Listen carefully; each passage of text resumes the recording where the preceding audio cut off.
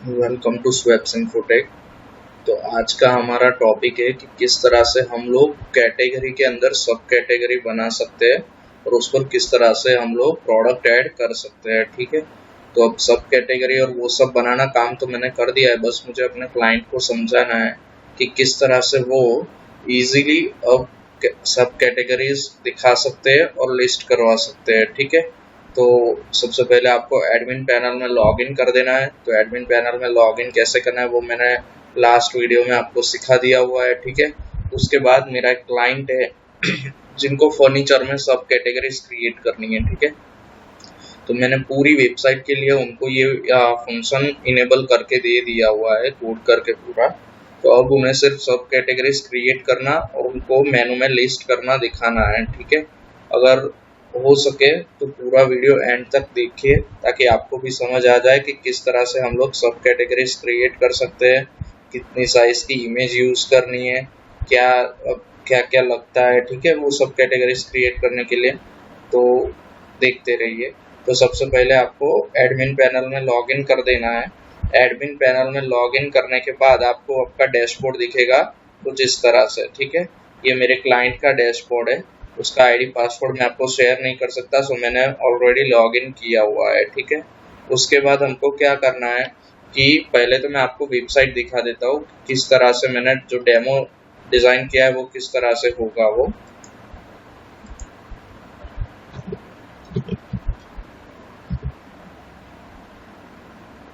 ठीक है, तो देखिए जैसे कि ये फर्नीचर पेज है। ठीक है, तो अब फर्नीचर में मुझे क्या करना है कि सबसे पहले अगर मैं कोई फर्नीचर पर क्लिक करे तो सब कैटेगरी आनी चाहिए, और एक मेरे क्लाइंट की दूसरी भी रिक्वायरमेंट है कि वो सब कैटेगरी यहाँ लिस्ट भी होनी चाहिए। ये तो आपको मैन्युअली करना है, वन बाय वन ऐड कर सकते हो। ठीक है, ये ना भी करना हो तो आप इसको डिलीट कर सकते हो।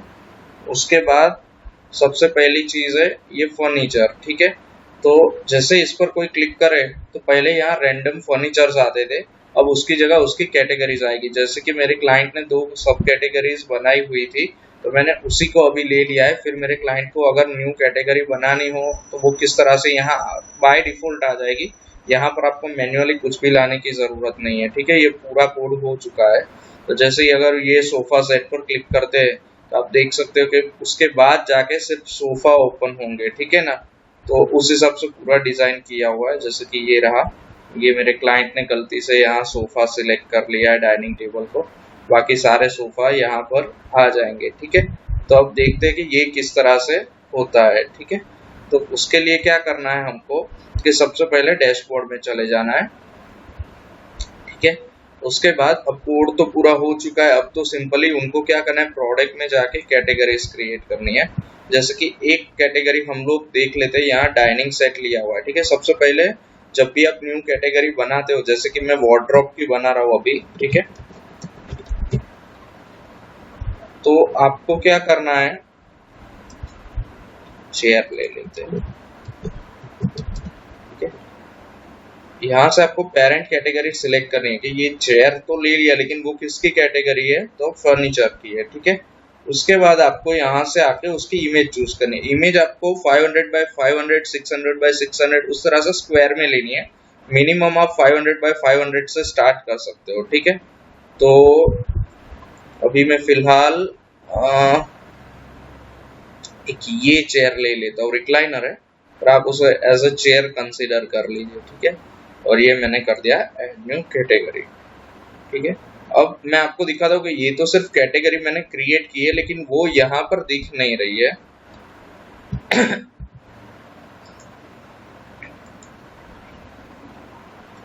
यहाँ पर तो अभी भी 2 ही कैटेगरी दिख रही है। ठीक है, यहाँ डाइनिंग भी नहीं दिख रहा है और ना तो दूसरा कोई दिख रहा है। ठीक है, मतलब चेयर जो मैंने बनाया हुआ है वो वाला। तो उसके लिए आपको क्या करना है कि यहाँ पर भी मैं एक इमेज ले लेता हूँ डाइनिंग की।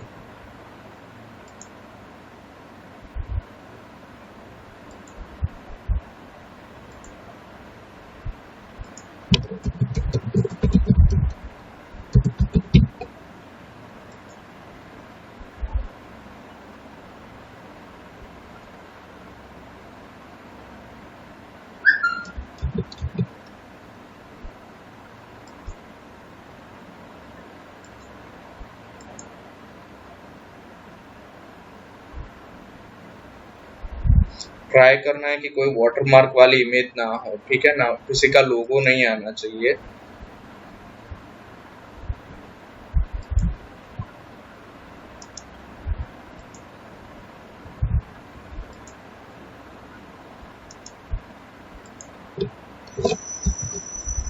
ये मैंने अभी तो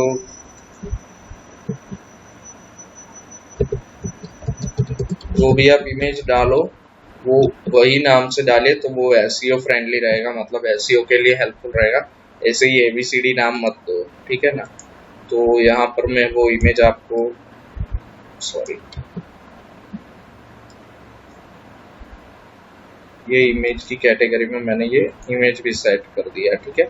अब मुझे क्या करना है कि जब तक वो कैटेगरी में कोई प्रोडक्ट नहीं होगा तब तक वो कैटेगरी वहां पर शो नहीं करेगी, ठीक है।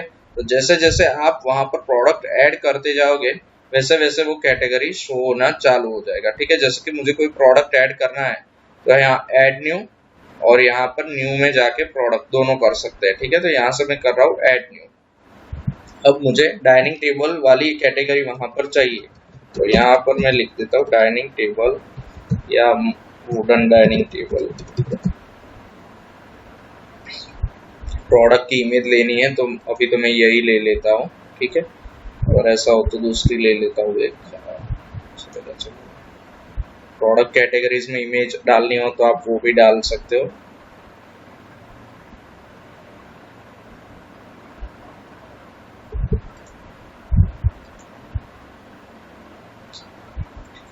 और यहाँ पर पहले तो ये कौन सी प्रोडक्ट है, तो फर्नीचर है, ठीक है। उसके बाद वो कौन सी कैटेगरी की प्रोडक्ट है, तो वो डाइनिंग सेट की प्रोडक्ट है, ठीक है। तो आपको दोनों सिलेक्ट करना है, उसके बाद जाकर आपको कर देना है पब्लिश, ठीक है। तो अब आप यहाँ पर देखोगे जब मैं रिफ्रेश करूंगा ये प्रोडक्ट ऐड होने के बाद, तो यहाँ पर मुझे वो तीसरी प्रोडक्ट भी मिल जाएगी, ठीक है, डाइनिंग। और यहाँ दिख रहा है कि एक प्रोडक्ट ऐड की हुई है मैंने, ठीक है। अभी जस्ट जब क्लिक करूंगा तो वो प्रोडक्ट दिखेगी, दूसरी ऐड की होगी तो दूसरी भी आ जाएगी, तीसरी की होगी तो तीसरी भी आ जाएगी, ठीक है।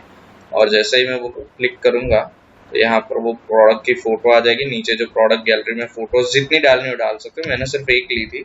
अब 2 3 4 जितनी भी उसकी एंगल वाइज इमेजेस हो, right angle, left angle, top angle, ठीक है, फ्लिपकार्ट में आता है उस हिसाब से। या फिर वो कितने साइज का है, जैसे यहाँ पर ये 84 इंच ये वाला, जो भी आप जितनी आपके पास इमेज हो वो यहाँ आप गैलरी में ऐड कर सकते हो, ठीक है। और इमेजेस आपको लेना है, हो सके तो स्क्वायर में ही इमेज लेना है। और सेकंड थिंग कि अगर स्क्वायर इमेज होगी तो वो परफेक्ट दिखेगी प्रोडक्ट में। जैसे कि यहाँ पर आप देख सकते हो कि मैंने जब कैटेगरी बनाई और ये जो तीनों मैंने स्क्वायर इमेज लिए तो प्रॉपर दिख रही है, ठीक है। उसके बाद अगर समझ लो कि मेरे क्लाइंट ने अगर स्क्वायर इमेजेस नहीं लिए है सोफा में, ठीक है, तो आप देखोगे कि किस तरह से इमेज क्रॉप हो रही है, ठीक है। और ट्राई करना है कि सारी इमेजेस एक साइज की मिल जाए तो वो बेटर है, मतलब अगर स्क्वायर है तो सारी स्क्वायर ही ले लो, वो बेटर रहेगा आपके लिए, ठीक है ना। देखो ये जब ओपन करेंगे तब जाके आपको पता चलता है कि क्या प्रोडक्ट है, ठीक है। ये रेक्टेंगल है वरना वो क्रॉप हो जाती है इमेज, तो उस हिसाब से तो ट्राई करना है कि आपको वो प्रोडक्ट पूरी स्क्वायर में ही लेनी है, ठीक है।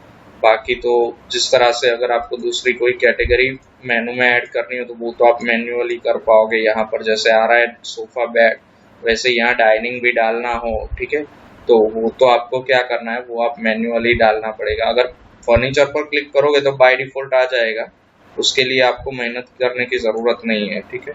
बाकी यहाँ पर पहले पेज ऐड हो रहे थे, अब आपको पेज नहीं करना है। यहाँ प्रोडक्ट कैटेगरीज में जाकर व्यू ऑल पर जाना है और यहाँ से डाइनिंग सेट, चेयर दोनों ले लेना है।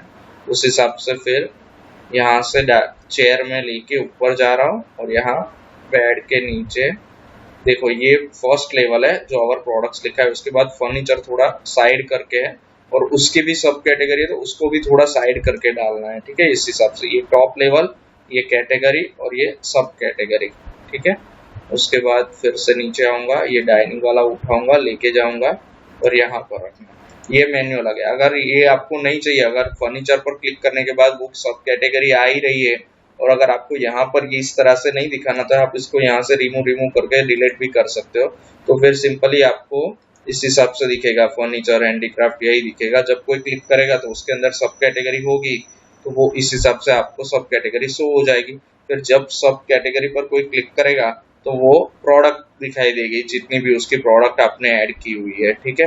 और जो बाकी की जो डमी प्रोडक्ट्स है, मतलब अगर ये कैटेगरी आप खुद से ऐड कर रहे हो और मैंने अगर कोई डमी प्रोडक्ट डाली हुई है तो आपको वो प्रोडक्ट यहाँ से डिलीट कर देनी है। प्रोडक्ट्स में, ऑल प्रोडक्ट्स में जाना है और यहाँ से आपको देख लेना है कि भाई कौन कौन सी ये सारी अगर डमी प्रोडक्ट्स हो, फर्नीचर की भी मैंने डाली हुई है वो, तो वो आपको डिलीट कर देना है, ठीक है।